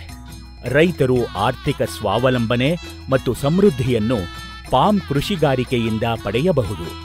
ಸರ್, ಈಗ ನೀವು ಏನು ಜಮೀನಿನ ಮಣ್ಣನ್ನು ಪರಿವರ್ತನೆ ಮಾಡಿಕೊಂಡ್ರಿ, ವ್ಯವಸಾಯ ಯೋಗ್ಯವಲ್ಲದ ಜಮೀನು ಈಗ ವ್ಯವಸಾಯಕ್ಕೆ ಹತ್ತಿರವಾಗಿದೆ ಅಲ್ಲ, ಈ ಮಣ್ಣಿನ ಪರಿವರ್ತನೆಗೆ ತಮ್ಮ ಉಪಕ್ರಮಗಳೇನು, ಏನೇನು ಮಾಡಿದ್ದೀರಿ? ಸರ್, ಈಗಲೂ ಕಂಪ್ಲೀಟಾಗಿ ಯೋಗ್ಯ ಅಂತ ಹೇಳೋಕ್ಕಾಗಲ್ಲ. ಯಾಕಂದರೆ ಇದು ತುಂಬ ಕಾರ್ಬನ್ ಆ್ಯಡ್ ಮಾಡೋದಿದೆ, ಬಯೋಮಾಸ್ ಆ್ಯಡ್ ಮಾಡೋದಿದೆ. ಬಟ್ ಇನಿಷಿಯಲಿ ಶುರು ಮಾಡಿದ್ದೆ ಅದು. ನಾವು ಏನು ಮಾಡಿದಂದರೆ ತುಂಬ ಕಲ್ಲಾಯಕ್ಕೂ ಹೋಗಲಿಲ್ಲ, ನಾವು ಹೇಳ್ದಂಗೆ JCB ತರಿಸಿ ಅದು ಇದು ಮಾಡೋಕ್ಕೆ ಹೋಗಲಿಲ್ಲ, ಹೊಸ ಮಣ್ಣು ಹಾಕೋಕ್ಕೆ ಹೋಗಲಿಲ್ಲ. ಇರೋದ್ರಲ್ಲೇ ಏನು ಮಾಡೋಕ್ಕೆ ಹೋದ್ವಿ, ಇನಿಷಿಯಲಿ ಟ್ರ್ಯಾಕ್ಟರ್ ಯೂಸ್ ಮಾಡಿದ್ವಿ, ತುಂಬಾ ಯೂಸ್ ಮಾಡಿದ್ವಿ. ಏನಕ್ಕೆ ಅಂದರೆ ಕಾಳುಗಳು ಚೆಲ್ಲೋದು, ಎಲ್ಲ ಥರ ಕಾಳುಗಳು, ದಾಂಚ, ಹುರುಳಿ, ಹೆಸರು ಎಲ್ಲ ಕಾಳುಗಳು ಚೆಲ್ಲೋದು, ಹೂ ಬರೋಕ್ಕಿಂತ ಮುಂಚೆ ರೋಟ್ರಿ ಓಡಿಸೋದು. ಸೊ ಬೇಸಿಕಲಿ ವಾಪಸ್ ಅದನ್ನು ಮೂವಿಂಗ್ ಆ್ಯಡ್ ಮಾಡ್ತಾ ಹೋದ್ವಿ. ಸೊ ಇದು ಆನ್ ಗೋಯಿಂಗ್ ಪ್ರಾಸೆಸ್ ಆಗಿತ್ತು. ಆಲ್ಮೋಸ್ಟ್ ಒಂದು 4 ವರ್ಷ ಕಂಟಿನ್ಯೂಸ್ ಆಗಿ ಮಾಡಿದ್ವಿ. ಇನಿಷಿಯಲ್ ಮಾಡಿ ಪ್ಲಾಂಟೇಷನ್ ರೆಗ್ಯುಲರ್ ನಮ್ಮ ಫ್ರೂಟ್ ಕ್ರಾಪ್ಸ್ಗಳು ಪ್ಲಾಂಟೇಷನ್ ಮಾಡಾದ್ಮೇಲೂ ಮಧ್ಯದಲ್ಲಿ ಇಂಟರ್ ಕ್ರಾಪ್ ಆಗಿ ಅದನ್ನು ಬೆಳೆದು ಭೂಮಿಗೆ ಸೇರಿಸ್ತಾ ಹೋದ್ವಿ. ಬಟ್ ಇವಾಗ ಲಾಸ್ಟ್ ಒಂದು 4 ಇಯರ್ಸಿಂದ ಉಳುಮೆನೂ ನಿಲ್ಲಿಸ್ಬಿಟ್ಟಿದ್ದೀವಿ. ಈಗ ಬರೀ ವೀಡ್ ಕಟ್ ಹೊಡಿತೀವಿ. ಗೊಬ್ಬರ ಹಾಕೋ ಟೈಮಲ್ಲಿ ಗಿಡದ ಸುತ್ತ ಪಾತಿ ಮಾಡಿ ಗೊಬ್ಬರ ಕೊಡೋದಷ್ಟೇ, ಇಲ್ಲಾಂದರೆ ಟ್ರ್ಯಾಕ್ಟರ್ ಹೊಡಿಯಲ್ಲ ನಾವು. ಸರ್ ಹೈನುಗಾರಿಕೆ ಬಗ್ಗೆ ಹೇಳಿ. ಹೈನುಗಾರಿಕೆ ತುಂಬ ಏನಿಲ್ಲ ಸರ್, ಒಂದು 5-6 ಮಲೆನಾಡು ಗಿಡ್ಡ ಹಸುಗಳಿದೆ. ಅವು ಸುಮ್ಮನೆ ಗಂಜಲ ಮತ್ತು ಸಗಣಿಗೋಸ್ಕರ ಸಾಕೊಂಡಿದ್ದೀವಿ. ಒಂದು ಸ್ವಲ್ಪ ದಿನ ಈ HF ಕರುಗಳು ತಂದು ಅದನ್ನು ದೊಡ್ಡದು ಮಾಡಿ ತೆನೆ ಮಾಡಿ ಮಾರೋದು ಮಾಡ್ದು. ಈಗ ಸ್ವಲ್ಪ ಲೇಬರ್ ಇಶ್ಯೂ ಇರೋದ್ರಿಂದ ಅದನ್ನು ನಿಲ್ಲಿಸಿದ್ದೀವಿ. ಈ ಮಲೆನಾಡು ಗಿಡ್ಡಕ್ಕೆ ಅಷ್ಟು ಲೇಬರ್ ಏನು ಇಂಟೆನ್ಸಿವ್ ಇಲ್ಲ. ಅವು ಪಾಡ್ಗವು ಮೇಯ್ಕೊಂಡು ಬರ್ತವೆ. ಒಂದು 6-7 ಹಸು ಇದೆ ಮಲೆನಾಡು ಗಿಡ್ಡ. ಹಾಲ್ಗೋಸ್ಕರ ಏನಿಲ್ಲ ಅದು? ಇಲ್ಲ, ಹಾಲ್ಗೋಸ್ಕರ ಏನು ಮಾಡಿಲ್ಲ. ಅದು ಕಡಿಮೆನೂ ಕೊಡೋದು. ಅವರು ನಮ್ಮ ಲೇಬರ್ಗಳು ಯೂಸ್ ಮಾಡ್ಕೋತಾರೆ. ನಾವು ಹೋದಾಗ ನಮ್ಮ ಮನೆಗೆ ಎಷ್ಟು ಆಗುತ್ತೆ ಅಷ್ಟು ತೊಗೊಂಡ್ಬರ್ತೀವಿ. ಹೌದಾ? ಅದ್ರ ಜೊತೆಗೆ ಬೇರೆ ಏನಾದರೂ ಕುರಿ ಮೇಕೆ ಸಾಕಿದ್ದು ಅದು ಸ್ವಲ್ಪ ನಮ್ಮ ತೋಟಕ್ಕೆ ಸೂಕ್ತ ಅಲ್ಲ ಅನಿಸ್ತು. ಯಾಕೆ? ಅದು ಗಿಡಗಳನ್ನೇ ತಿನ್ನೋಕೆ ಶುರು ಮಾಡಿಬಿಟ್ಟಿತ್ತು ಸಮ್ಮರಲ್ಲಿ. ಅದು ಆ್ಯಕ್ಚುಲಿ ಕುರಿ ಬಗ್ಗಿ ಮೇಯುತ್ತೆ ಅಂತ ಹೇಳ್ತಾರೆ, ತಲೆ ಎತ್ತು ಮೇಯಲ್ಲ ಅಂತ. ಬಟ್ ಸುಳ್ಳೋದು. ಅದಕ್ಕೆ ಹಶುವಾದಾಗ ಏನು ಸಿಗುತ್ತೆ ಅದು ತಿನ್ನುತ್ತೆ. ನಮ್ಮದು ಕೆಲವೆಲ್ಲ ಡ್ರ್ಯಾಗನ್ ಫ್ರೂಟ್ನೆಲ್ಲ ತಿನ್ನೋಕೆ ಶುರು ಮಾಡಿಬಿಟ್ಟಿತ್ತು ಗಿಡಗಳನ್ನ. ಹಾಗಾಗಿ ಅದನ್ನು ಕೊಟ್ಬಿಟ್ಟು ಸ್ವಲ್ಪ ಇನ್ನೊಂದು ಅಷ್ಟು ತೋಟ ದೊಡ್ಡದಾದ್ಮೇಲೆ ಆಮೇಲೆ ಪ್ಲಾನ್ ಇದೆ ಕುರಿಗಳನ್ನ. ಈಗ ಎಲ್ಲದು ಹನಿ ನೀರಾವರಿ ಮೂಲಕ ಬೆಳೀತಾ ಇದ್ದೀರಾ? ಹೌದು ಸರ್. ಹೌದಾ? ಪೂರ್ತಿ ಡ್ರಿಪ್ ಇರಿಗೇಷನ್. ಅಂದ್ರೆ ನಿಮ್ಮ ಬೋರ್ವೆಲ್ ನೀರೆಲ್ಲ ಒಂದ್ ಕಡೆ ಸಂಗ್ರಹ ಮಾಡಿ ಅಲ್ಲಿಂದ ಫಿಲ್ಟರ್ ಥ್ರೂ ಡ್ರಿಪ್ ಅಲ್ಲಿ ಎಲ್ಲ ಗಿಡಕ್ಕೂ ಹೋಗುತ್ತೆ. ಓಕೆ. ಈಗೇನು ನೀವು ಜೀವಾಮೃತ ಬೇರೆದು ಅಂತೆಲ್ಲ ಹೇಳ್ತೀರಲ್ಲ, ಅದು ಡ್ರಿಪ್ ಮೂಲಕನೇ ಕೊಡ್ತಾ ಇದ್ದು. ಹೌದಾ? ಅಂದರೆ ಪೂರ್ಣವಾಗಿ ನೀರಿಗೆ ಬೇರೆ ಪ್ರತ್ಯೇಕವಾದ ಲೇಬರ್ ಬೇಕಿಲ್ಲ. ನೀವು ಡ್ರಿಪ್ ಆನ್ ಮಾಡಿದ್ರೆ ಸಾಕು. ಅದು ಗೇಟ್ಸ್ ಒಂದು ಚೇಂಜ್ ಮಾಡಲಿಕ್ಕೆ ಒಂದಿಬ್ರು ಬೇಕಾಗುತ್ತೆ. ಈ ಕೃಷಿ ಹೊಂಡ ಮಾಡಿದ್ದೀನಿ ಅಂದ್ರಲ್ಲ, ಅದನ್ನು ಯಾವ ರೀತಿ ಬಳಕೆ ಮಾಡ್ಕೋತಾ ಇದ್ದೀರಿ? ಅದು ಕಂಪ್ಲೀಟ್ಲಿ ಮಳೆ ನೀರು ಹಾರ್ವೆಸ್ಟಿಂಗ್ಗೆ, ಮಳೆ ನೀರು ಕೊಯ್ಲಿಗೆ ಅಷ್ಟೇ. ಅದನ್ನೇನು ನಾವು ಯೂಸ್ ಮಾಡಲ್ಲ. ಅದನ್ನು ಅಲ್ಲೇ ಹಿಂಗಾಗಿ ಬಿಟ್ಬಿಡ್ತೀವಿ. ಹೌದಾ? ಮೀನು ಸಾಕೋದು ಆ ಥರದ್ದೇನಿಲ್ವಾ? ಮೀನು ಸಾಕಿದ್ದು, ಬಟ್ ಅದು ಸಕ್ಸಸ್ ಆಗಲಿಲ್ಲ. ಆ ನೀರು ಕಾಗೆ ಬಂದು ಸುಮಾರು ತಿಂದ್ಬಿಡ್ತು. ನಾವು ಅದು ಶೇಡ್ ನೆಟ್ ಹಾಕ್ಬೇಕಿತ್ತು, ಕವರ್ ಮಾಡಬೇಕಿತ್ತು, ಅದು ಮಾಡಲಿಲ್ಲ. ಅಲ್ಲ, ಶೇಡ್ ನೆಟ್ ಹಾಕಿ ಮತ್ತೆ ಮೀನು ಸಾಕ್ಬೋದಿತ್ತಲ್ಲ. ಇದೆ ಸರ್, ಪ್ಲಾನ್ ಇದೆ. ಅದು ಮಾಡೋ ಪ್ಲಾನ್ ಮುಂದೆ ಮಾಡೋದು. ಈಗ ಬೇರೆ ಬೇರೆ ಬೆಳೆಗಳು ಹೇಳಿ. ನಿಮ್ಮಲ್ಲಿ ತೆಂಗಿಲ್ವಾ? ತೆಂಗು ಈಗ ಹಾಕಿದ್ದೀವಿ ಸರ್. ಹೌದಾ? ಅಂದರೆ ಒಂದು 100 ಗಿಡ ಈಗ ಫಲ ಶುರು ಆಗ್ತಾ ಇದೆ. ಹಾಗೆ ಸ್ಲೋಲಿ ಸ್ವಲ್ಪ ಎಕ್ಸ್ಪ್ಯಾಂಡ್ ಮಾಡಿದ್ದೀವಿ. ಆರಂಭದಲ್ಲೇ ತೆಂಗು ಹಾಕಬೇಕು ಅಂತ ನಿಮ್ಗೆ ಅನಿಸಿಲ್ಲ ಸರ್. ಈಗ ಹಾಕಿದ್ರಲ್ಲ, ಯಾಕೆ ಅಂದರೆ ಮಾವ್ದು ಬೇಜಾರಾಗಿ ಹಾಕಿದ್ದೀವಿ. ಈ ಮಾವು ನಾವು ಕಷ್ಟಪಟ್ಟು ಬೆಳೆದು ಈ ಮಾರ್ಕೆಟ್ ರೇಟ್ ನಮ್ಮ ಕೈಲಿಲ್ಲ. ನಾವು ಈ ಸರಿ ಸ್ವಲ್ಪ ಮಾರಕ್ಕೆ ಟ್ರೈ ಮಾಡಿದ್ವಿ ಡೈರೆಕ್ಟಾಗಿ. ಬಟ್ ಅದೇನಾಗುತ್ತೆ, ಅದು ನಾವು ಕೆಮಿಕಲ್ ಹೊಡಿದೇ ಇರೋದ್ರಿಂದ ಮಾವಿಗೆ ಹಣ್ಣಾಗೋದು ಡಿಲೇ ಆಗ್ತಿತ್ತು. ತೊಗೊಂಡವ್ರದ್ದೆಲ್ಲ ಬರೀ ಕಂಪ್ಲೇಂಟ್ಸ್ ಬರೋಕ್ಕೆ ಶುರು ಆಯಿತು, ಇನ್ನೂ ಹಣ್ಣಾಗಿಲ್ಲ, ಅಥವಾ ಆಮೇಲೆ ಬ್ಲ್ಯಾಕ್ ಇದು ಹುಳ ಮೊಟ್ಟೆ ಇಟ್ಟು ಅದೆಲ್ಲ ಇದಾಗಿ ಕೊಳ್ತೋಗ್ತಾ ಇದೆ ಅಂತೇಳಿ. ಮತ್ತು ಈ ವರ್ಷದ ರೇಟ್ ನೋಡಿ ಬೇಜಾರಾಗೋಯ್ತು ನಮಗೆ. ಮಾವು ಯಾರೋ ಒಬ್ಬರು ಬಂದಿದ್ರು ತೊಗೊಳ್ಲಿಕ್ಕೆ, ಬಂದವರು ದುಡ್ಡು ಪೂರ್ತಿ ಕೊಡಲಿಲ್ಲ. ಅವ್ರಿಗೆ ಎಷ್ಟು ಬೇಕು ಕಿತ್ಕೊಂಡು ಹೋದರು, ಮತ್ತು ಬರಲಿಲ್ಲ. ಒಂಥರ ನಾವು ಕಷ್ಟಪಟ್ಟು ಮಾವು ಬೆಳೆದು ಯಾರೋ ಲಾಭ ಮಾಡ್ಕೊಳ್ಳೋಕ್ಕೆ ಬೆಳಿಬೇಕಾ ಅಂದ್ಬಿಟ್ಟು. ತೆಂಗಾದರೆ ಈಗಂತೂ ಎಳ್ನೀರು ರೇಟ್ಗಳು ನೋಡಿಬಿಟ್ಟು ಟೆಂಪ್ಟ್ ಆಗುತ್ತೆ. ಹೌದಾ? ಹೌದು. ಈಗ 32-35 ರೂಪಾಯಿವರೆಗೂ ಕೊಡ್ತಾ ಇದ್ದಾರೆ ಫಾರ್ಮಲ್ಲೇನೆ ಎಳ್ನೀರಿಗೆ. ಕಾಯಿನೂ 70 ರೂಪಾಯಿ kg ಇದೆ ಈಗ. ಸೊ ಅದು ನೋಡಿ ಲಾಸ್ಟ್ ನನಗನ್ಸೋದು ಒಂದು 3-4 ಇಯರ್ಸಲ್ಲಿ ತೆಂಗು ಎಳ್ನೀರು ರೇಟು ಕಡಿಮೆ ಆಗಿಲ್ಲ. ಸೊ ಹಾಗಾಗಿ ಸ್ವಲ್ಪ ಸ್ಲೋಲಿ ಎಕ್ಸ್ಪ್ಯಾಂಡ್ ಮಾಡೋಣ ಅಂತ ಇನ್ನೊಂದು 200 ಗಿಡ ಎಕ್ಸ್ಟ್ರಾ ಹಾಕಿದ್ದೀವಿ ಈಗ. ಹೌದಾ? ತೆಂಗು ಅಂದರೆ ಆರಂಭದಲ್ಲಿ ಮಣ್ಣಿನ ಫಲವತ್ತತೆ ಸರಿ ಇರಲಿಲ್ಲ, ಹಾಗಾಗಿ ನೀವು ತೆಂಗು ಹಾಕ್ಲಿಲ್ವೇನೋ ಅನ್ಕೊಂಡೆ. ಅದು ಒಂದಿತ್ತು. ಪ್ಲಸ್ ನೀರ್ದು ನಮಗೆ ಭಯ ಇತ್ತು, ಸಾಕಾಗುತ್ತೋ ಇಲ್ವೋ ಅನ್ನೋದು. ಈಗ ಸ್ವಲ್ಪ ಕಾನ್ಫಿಡೆನ್ಸ್ ಬಂದಿದೆ, ವಿ ಕ್ಯಾನ್ ಮ್ಯಾನೇಜ್. ತೆಂಗು ಯಾವುದು ತಳಿ ಹಾಕಿರುತ್ತವು? ಟಿಪ್ಟೂಲ್ ಟಾಲ್. ಹೌದಾ? ಮತ್ತೆ ಅಡಿಕೆ ಏನಾದ್ರು ಹಾಕೋ ಉದ್ದೇಶ ಇದೆಯಾ? ಅಡಿಕೆ ಈ ಪ್ಲಾಟಲ್ಲಿ ಇಲ್ಲ ಸರ್. ಇನ್ನೊಂದು ಆ ಕಡೆ ಗದ್ದೆ ಇದೆ, ಒಂದು 4 ಎಕರೆ. ಅದು ಕಾವೇರಿ ಹೊಳೆ ಪಕ್ಕನೇ, ಅಲ್ಲೇ ಮುಂದೆ ಇದೆ. ಅಲ್ಲಿ ಅಡಿಕೆ ಹಾಕಿದ್ದೀವಿ. ಈ ಸರಿ ಫಸಲು ಶುರು ಆಗಿದೆ ಅಲ್ಲಿ. ಹೌದಾ? ಈಗ ಈ ಸರಿ 57 ರೂಪಾಯಿ kgಗೆ ಮಾತುಕತೆ ಆಗಿದೆ. ಅಡಿಕೆ ಯಾವುದು ತಳಿ ಕೇಳ್ಬೋದಾ? ಅಡಿಕೆ ಅದು ಲೋಕಲ್ ವೆರೈಟಿ ಸರ್. ಅಷ್ಟು ಇದು ಸ್ಪೆಸಿಫಿಕ್ ಆಗಿ ಯಾವ ವೆರೈಟಿ ಅಂತ ಗೊತ್ತು, ಮಂಗಳ ಅಂತ ಅಂದ್ಕೊಂಡಿದ್ದೀವಿ. ಓಕೆ. ಅಂದರೆ ಅಡಿಕೆ ಜೊತೆಗೆ ಬೇರೆ ಇನ್ನೇನಾದರೂ ಇದೆಯಾ ಬೆಳೆ? ಅಲ್ಲಿ ಪೆಪ್ಪರ್ ಹಾಕಿದ್ದೀವಿ, ಕಾಳುಮೆಣಸು, ಆಮೇಲೆ ಕೋಕೋ ಹಾಕಿದ್ದೀವಿ, ವೆನಿಲಾ ಒಂದು 100 ಹಾಕಿದ್ದೀವಿ. ಕೋಕೋನು ಈಗ 1 ವರ್ಷ ಆಯಿತು ಹಾಕಿ. ಅದು ಸ್ವಲ್ಪ ಫ್ಲವರಿಂಗ್ ಶುರು ಆಗಿದೆ ಈಗ. ಓಕೆ. ನೇರಳೆ ಹಾಕಿದ್ದೀನಿ ಅಂದ್ರಿ ನಿಮ್ಮ ಜಮೀನಿನಲ್ಲಿ. ಯಾವ ನೇರಳೆ? ಧೂಪ್ದಾಳ. ಏನು ವಿಶೇಷ ಅದರದ್ದು? ವಿಶೇಷ ಈಗ ಬರ್ತಿರೋ ಜಂಬೋ ನೇರಳೆ ಮತ್ತು ನಮ್ಮ ನೇಟಿವ್ ನೇರಳೆ ಎರಡರ ಮಧ್ಯ ಬರುತ್ತದು. ಸೊ ಆ ಜಂಬೋ ನೇರಳೆ ಅಷ್ಟು ದಪ್ಪ ಉದ್ದ ಬರಲ್ಲ, ನಮ್ಮ ದೇಸಿ ನೇರಳೆ ಅಷ್ಟು ತುಂಬ ಚಿಕ್ಕದಾಗಿ ಬೀಜ ದಪ್ಪ ಆಗುತ್ತೆ, ತಿರುಳು ಕಡಿಮೆ ಇರುತ್ತೆ. ಸೊ ಅವೆರಡರ ಮಧ್ಯ ಬರುತ್ತೆ ಇದು. ಸೊ ಇದನ್ನು ನಾವು ಗ್ರಾಫ್ಟೆಡ್ ಸೀಡ್ಲಿಂಗ್ಸೇ ತರಿಸಿದ್ದು, ಮಹಾರಾಷ್ಟ್ರದಿಂದ ತರಿಸಿದ್ದು. ಸೊ ಈಗ ಫಸಲು ಶುರು ಆಗಿದೆ, ಲೇಟ್ ಆಯ್ತು ಆ್ಯಕ್ಚುಲಿ, ಬಟ್ ಈಗ ಶುರು ಆಗಿದೆ. ಆಲ್ಮೋಸ್ಟ್ ಒಂದು 80% ಫ್ರೂಟಿಂಗ್ ಆಗ್ತದೆ. ಎಷ್ಟು ಹಾಕಿದ್ರಿ ಧೂಪ್ದಾಳ? ನಾವು ಒಂದು 70 ಹಾಕಿದ್ವಿ. ಹೋಯ್ತು, ಕೆಲವು ಹೋಯ್ತು, ಒಂದು ಆಲ್ಮೋಸ್ಟ್ ಒಂದು 20 ಹೋಯ್ತು. ಸೊ 50 ಉಳಿದಿದೆ. ಓಕೆ. ಈಗ ಮಾವಿದೆ, ಹಲಸೇನಾದ್ರು ಹಾಕಿದ್ದೀರಾ? ಹಲಸು ನಮ್ಮ ಭೂಮಿಗೆ ಯಾಕೋ ಸೂಕ್ತ ಆಗಲಿಲ್ಲ. ತುಂಬ ಸರಿ ಟ್ರೈ ಮಾಡಿದ್ವಿ. ಫಸ್ಟು ಪುತ್ತೂರು ಹತ್ರ ಅನಿಲ್ ಅಂತಿದ್ದಾರೆ, ಜಾಕ್ ಅನಿಲ್ ಅಂತಲೇ ಫೇಮಸ್ ಇದ್ದಾರೆ, ಅವರಿಂದ ಸುಮಾರು ಗಿಡಗಳು ತರಿಸ್ತೀವಿ, ಸುಮಾರು ಡಿಫ್ರೆಂಟ್ ವೆರೈಟೀಸ್, ಆಲ್ಮೋಸ್ಟ್ 20 ವೆರೈಟಿಗಳು ತರಿಸ್ತೀವಿ, ಹಾಕಿದ್ವಿ. ಬಟ್ ನಮ್ಮ ಭೂಮಿಗೆ ಬರಲಿಲ್ಲ. ಸೊ ನಾವೇ ಕೆಲವು ಒಳ್ಳೊಳ್ಳೆ ಹಣ್ಣುಗಳು ತಿಂದಿದ್ದನ್ನ ಬೀಜಗಳನ್ನ ಗಿಡ ಮಾಡಿ ನೆಟ್ವಿ, ಅವು ಬರಲಿಲ್ಲ. ಸೊ ಫಾರ್ಚುನೇಟ್ಲಿ ರಿಪ್ಪನ್ಪೇಟೆಯಿಂದ ಈ ಸರಿ ಒಂದು 2 ಇಯರ್ಸ್ ಬ್ಯಾಕ್ ಒಂದಷ್ಟು ಗಿಡ ತಂದ್ವಿ, ಅವು ಹಾಕಿದ್ವಿ. ಅವು ತುಂಬ ಚೆನ್ನಾಗಿ ಬರ್ತದೆ. ಕೆಲವು ಅರ್ಲಿ ಸೀಸನ್ ವಿಯೆಟ್ನಾಮ್ ಅಂಥವೆಲ್ಲ ಫ್ರೂಟಿಂಗ್ ಶುರು ಆಗಿದೆ. ಕೆಲವು ನಾವೇ ತೆಗೆದ್ವಿ ಲಾಸ್ಟ್ ಇಯರು. ಈ ವರ್ಷ ಅಟ್ಲೀಸ್ಟ್ ಅದು ವೆರೈಟಿ ಕನ್ಫರ್ಮ್ ಮಾಡ್ಕೊಳ್ಳೋದು ಅಂತ ಹೇಳಿ ಒಂದೊಂದು ಬಿಟ್ಟಿದ್ದೀವಿ. ಈಗ ಹಲಸು, ನೇರಳೆ, ಮಾವು ಅಲ್ವಾ? ಇನ್ಯಾವುದು ಹಣ್ಣಿನ ಬೆಳೆ ಇದೆ? ಸೀಬೆ, ಸಪೋಟ ಅದು ಇದೆಯಾ? ಸೀಬೆ, ಸಪೋಟ ಇದೆ, ಇನ್ನು ಫ್ರೂಟಿಂಗ್ ಶುರು ಆಗಿಲ್ಲ. ಸೀಬೆ, ಅಲಹಾಬಾದ್ ಸಫೇದ್ ಇದೆ, ಮತ್ತು ನಿಂಬೆ ಹಾಕಿದ್ವಿ, Balaji. But unfortunately stem borer ಪ್ರಾಬ್ಲಮಿಂದ ಅದು ನಮ್ಮಲ್ಲಿ ಜಾಸ್ತಿ ಉಳಿಲಿಲ್ಲ. ಏನು ವಿಶೇಷ ಈ ತಳಿದು? ಎಲ್ಲಿಂದ ತಂದಿದ್ರಿ? ಇದು ಬಾಲಾಜಿ ಅಂತ ಹೇಳಿ, ನಾವು ಆ್ಯಕ್ಚುಲಿ ತಿರುಪತಿಗೆ ಹೋಗಿದ್ವಿ ಯಾವುದೋ ದೇವ್ರ ಇದಕ್ಕೆ.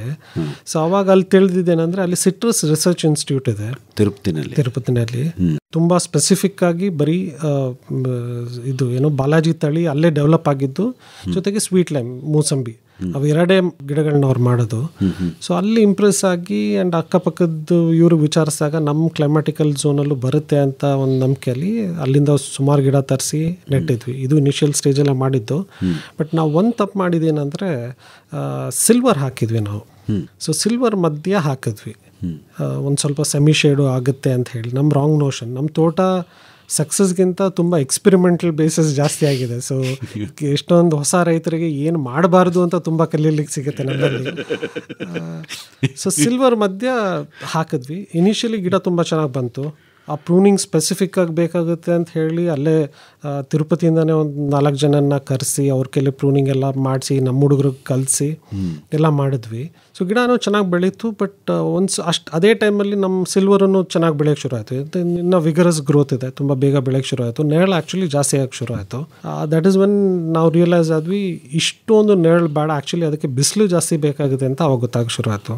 ಜೊತೆಗೆ ಸಿಲ್ವರ್ ಎಲೆ ಉದ್ರಕ್ಕೆ ಶುರು ಆಯಿತು. ಸೊ ಸಿಲ್ವರ್ ಎಲೆ ಅಷ್ಟು ಬೇಗ ಡಿಕಂಪೋಸ್ ಕೊಳೆಯಲ್ಲ.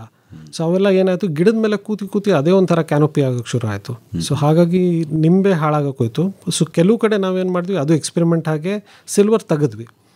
ಸೊ ಅದ್ರಲ್ಲಿ ಕಲ್ತಿದ್ದೇನೆಂದರೆ ಸಿಲ್ವರ್ ಬರೀ ಮೇಲ್ ಕಟ್ ಮಾಡಿದ್ರೆ ಸಾಲಲ್ಲ, ಯಾಕಂದರೆ ತಿರ್ಗಾ ಚಿಗುರು ಬಂದು ತಿರ್ಗಾ ಬೆಳೆಯುತ್ತೆ. ಸೊ ತಿರ್ಗಾ JCB ತರಿಸಿ ಈ ನಿಂಬೆಗೆ ಏಟ್ ಆಗದಿರಂಗೆ ಬುಡದಿಂದ ತೆಗೆಸ್ತೀವಿ. ಆವಾಗ ಒಂದು ಸ್ವಲ್ಪ ರಿಕವರ್ ಆಯಿತು. ಬಟ್ ಅನ್ಫಾರ್ಚುನೇಟ್ಲಿ ಆ ಟೈಮಲ್ಲಿ ನಮ್ಗೆ ಏನು ಶುರು ಆಯಿತು ಅಂದರೆ ಸ್ಟೆಮ್ ಬೋರರ್ ಶುರು ಆಯಿತು. ನಿಂಬೆಗೆ ಸ್ಪೆಸಿಫಿಕ್ಕಾಗಿ ಒಂದು ಸ್ವಲ್ಪ ಜಾಸ್ತಿ ಬರುತ್ತೆ. ಆ್ಯಂಡ್ ಅದು ಸೈಡ್ ವಿಂಗ್ಸ್ಗಳಿಗಿಂತ ಮೇನ್ ಕಾಂಡಾಗೇ ಎಫೆಕ್ಟ್ ಜಾಸ್ತಿ ಆಗುತ್ತೆ. ಸೊ ಹಾಗಾಗಿ ಏನಾಗ್ತಾಯಿತ್ತು, ಅದು ಮೇಲ್ಗಡೆ ಒಂದು ಸ್ವಲ್ಪ ಡಲ್ ಆಗ್ತಾಯಿತ್ತು. ನಾವು ಒಂದಷ್ಟು ನೆಗ್ಲೆಕ್ಟ್ ಮಾಡಿ ಒಂದು 2-3 ದಿವಸ ಬಿಟ್ಟು ಅಥವಾ ಒಂದು ಸ್ವಲ್ಪ ಟೈಮ್ ಬಿಟ್ಟು ನೋಡೋಷ್ಟರಲ್ಲಿ ಸಿಗ್ನಿಫಿಕೆಂಟಾಗಿ ಅದು ಏನೋ ಪ್ರಾಬ್ಲಮ್ ಇದೆ ಅಂತ ಗೊತ್ತಾಗೋಷ್ಟು ಟೈಮಲ್ಲಿ ಹೋಗಿ ನೋಡಿದಾಗ ಅಲ್ಲಿ ಕೆಳಗಡೆ ಒಟ್ಟು ಉದರಕ್ಕೆ ಶುರು ಆಗಿರ್ತಿತ್ತು. ಸೊ ಅದಕ್ಕೂ ತುಂಬ ಕೆಮಿಕಲ್ ಟ್ರೈ ಮಾಡಿದ್ವಿ. ಇಂಥ ಕಡೆ ಕೆಮಿಕಲ್ ಬೇಕೇ ಬೇಕಾಗುತ್ತೆ. ಸೊ ಹಾಗಾಗಿ ಉಳಿಸ್ಕೊಳಕ್ಕಾಗಲಿಲ್ಲ. ಬಂದಿದ್ದು ಟೈಮಿಂಗ್ ಏನಾಗುತ್ತೆ, ಯೂಶ್ವಲಿ ವಿಂಟರ್ ಟೈಮಲ್ಲಿ ಒಂದು ಸ್ವಲ್ಪ ಪ್ರೊಡಕ್ಷನ್ ಜಾಸ್ತಿ ಇರುತ್ತೆ, ಸಮ್ಮರ್ ಟೈಮಲ್ಲಿ ಆಟೋಮೆಟಿಕಾಗಿ ಕಡಿಮೆ ಆಗುತ್ತೆ. ಬಟ್ ಡಿಮ್ಯಾಂಡ್ ಆ ಟೈಮಲ್ಲಿ ಜಾಸ್ತಿ ಇರುತ್ತೆ.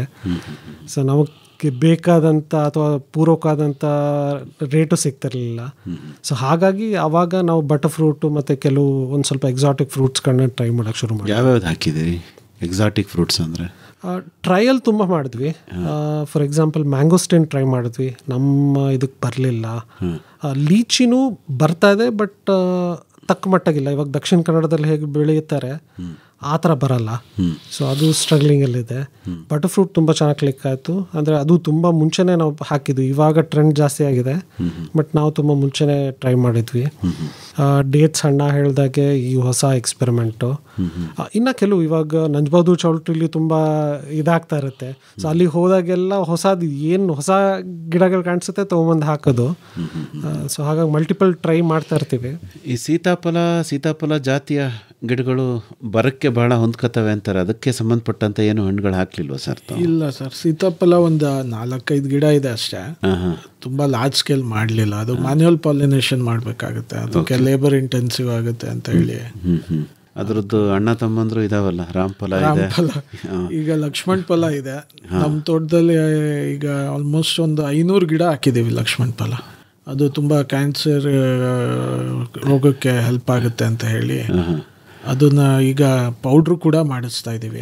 ಅರ್ಥ ಆಗಲಿಲ್ಲ. ಈಗ ಲಕ್ಷ್ಮಣ್ ಫಲ ಹಣ್ಣು ಸಿಗುತ್ತೆ. ಹಣ್ಣನ್ನು ಏನಾಗುತ್ತೆ, ಅದು ಶೆಲ್ಫ್ ಲೈಫ್ ತುಂಬ ಕಡಿಮೆ, ಬೇಗ ಕೊಳ್ತೋಗುತ್ತೆ. ಹಣ್ಣಾದ ತಕ್ಷಣ ಅದು ತಿನ್ನೋಕ್ಕೆ ಅಷ್ಟು ಇಷ್ಟಪಡಲ್ಲ ಜನ, ಮೃದು ಆಗ್ಬಿಡುತ್ತೆ ತುಂಬ. ಸೊ ಹಾಗಾಗಿ ಅದನ್ನು ಪೌಡ್ರು ಮಾಡಲಿಕ್ಕೆ ಪ್ಲ್ಯಾನ್ ಮಾಡ್ತಾ ಇದ್ದೀವಿ. ಲಕ್ಷ್ಮಣ ಫಲದ್ದು. ಈ ಲಕ್ಷ್ಮಣ ಫಲ ಸಸ್ಯಗಳನ್ನು ಎಲ್ಲಿಂದ ತಂದ್ರಿ ತಾವು? ಅದು ಒಂದು 5-10 ಗಿಡ ಚಟ್ಟಳ್ಳಿಯಿಂದ ತಂದಿತ್ತು. ಆಮೇಲೆ ನಾವೇ ಮಲ್ಟಿಪ್ಲೈ ಮಾಡ್ಕೊಂಡು, ಹೇಗೆ ಹಣ್ಣು ತಿಂದ್ಬಿಟ್ಟು ಆ ಬೀಜನ ಇದು ಮಾಡಿ ಗಿಡ ಮಾಡಿ ಒಂದು 500 ಗಿಡ ಮಾಡಿ ನಮ್ಮ ತೋಟದಲ್ಲೇ ಹಾಕ್ಕೊಂಡಿದ್ದೀವಿ. ಒಂದು 200-300 ಗಿಡ ಅಷ್ಟು ಮಾರಿದ್ದೀವಿ.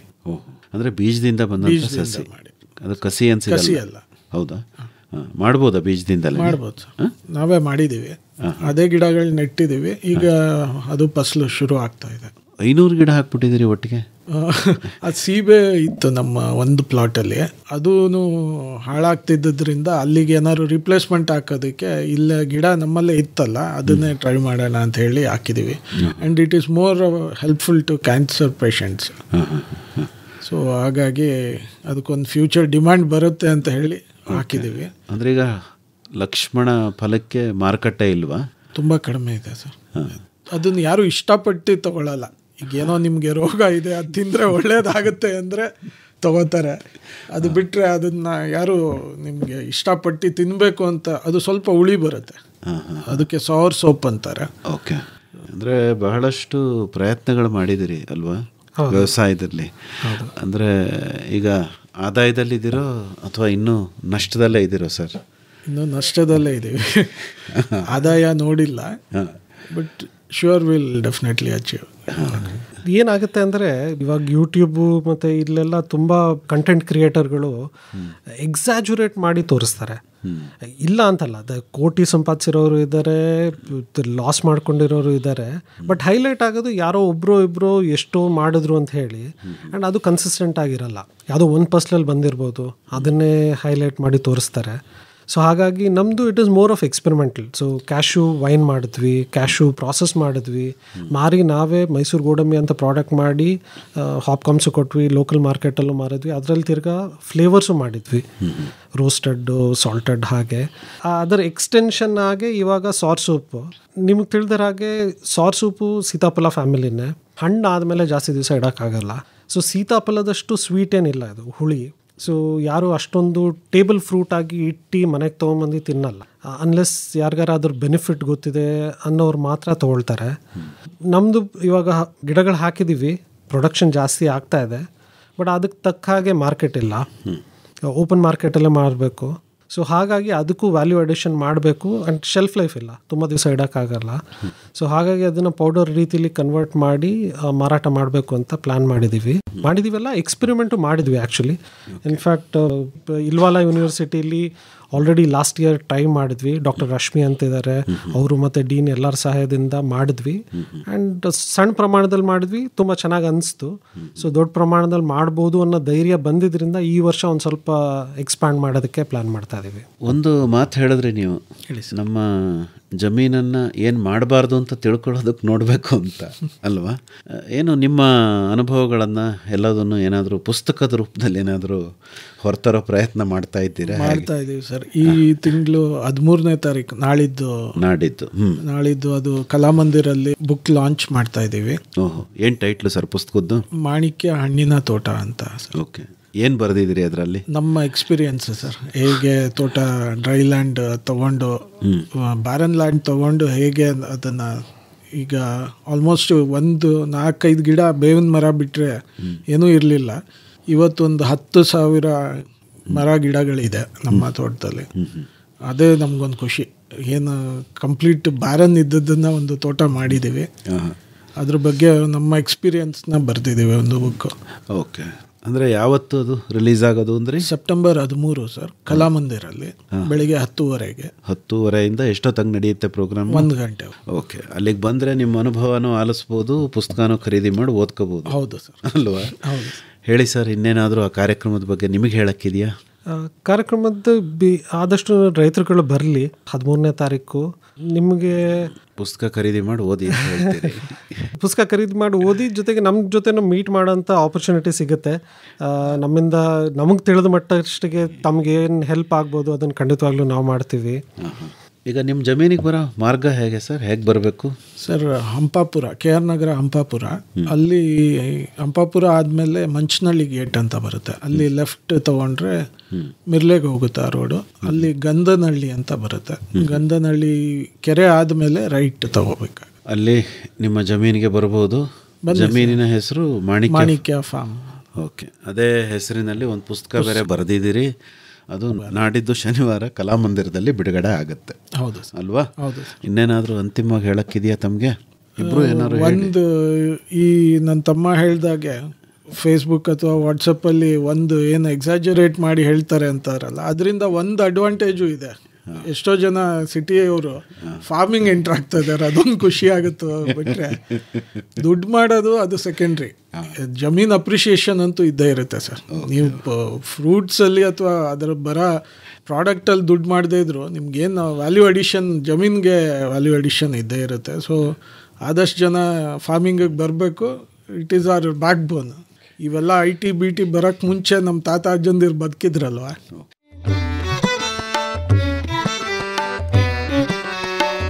ಕೃಷಿ ನಿರಂತರ, ಹಾಗೆ ಕಲಿಕೆಯೂ ನಿರಂತರ. ಕೃಷಿಗೆಲ್ಲಿದೆ ಅಂತ್ಯ, ಆರಂಭವೇ ನಿತ್ಯ. ಹೊಸ ಪೀಳಿಗೆ ಯುವ ಶಕ್ತಿಗೆ ಮುನ್ನಡೆಯಲು ಬೇಕು. ಆತ್ಮೀಯರೇ, ಕೃಷಿ ಸಂಶೋಧನಾ ಸಂಸ್ಥೆಯೊಂದಿಗೆ ಬೇಸಾಯ ಕಲಿಯುವ ಆಸಕ್ತಿ ನಿಮಗಿದೆಯೇ? ನವೀನ ತಾಂತ್ರಿಕತೆಗಳನ್ನು ಜಮೀನಿನಲ್ಲಿ ಅಳವಡಿಸುವ ಆಸೆಯೂ ಇದೆಯೇ? ಹಾಗಿದ್ದರೆ ತಪ್ಪದೇ ಆಲಿಸಿ ಕೃಷಿ ದೀವಿಗೆ. ಕೃಷಿ ದೀವಿಗೆ ಹೊಸ ಬೆಳಕಿಗೆ ಬೇಕು. ಕೃಷಿ ದೀವಿಗೆ ಮೈಸೂರು ಬಾನುಲಿಯಲ್ಲಿ ಪ್ರತಿ ಸೋಮವಾರ ಸಂಜೆ 6:50 ಕೃಷಿ ರಂಗದಲ್ಲಿ ಸಂಶೋಧನಾ ಸಂಸ್ಥೆಯೊಂದಿಗೆ ಕೃಷಿ ಕಲಿಕೆ ಕುರಿತ ಬಾನುಲಿ ಸರಣಿ ಕೃಷಿ ದೀವಿಗೆ. ಕೃಷಿ ದೀವಿಗೆ ಹೊಸ ಬೆಳಕಿಗೆ ಬೇಕು. ಕೃಷಿ ದೀವಿಗೆ. ಹೆಚ್ಚಿನ ಮಾಹಿತಿಗೆ ನಿಮ್ಮನ್ನೇ ನೇರವಾಗಿ ಸಂಪರ್ಕ ಮಾಡಬೇಕು ಅಂದರೆ ಸಂಪರ್ಕಕ್ಕಾಗಿ ನಿಮ್ಮ ಮೊಬೈಲ್ ಸಂಖ್ಯೆ ಏನು ಪ್ರಬೋಧ್ ಸರ್? 988 65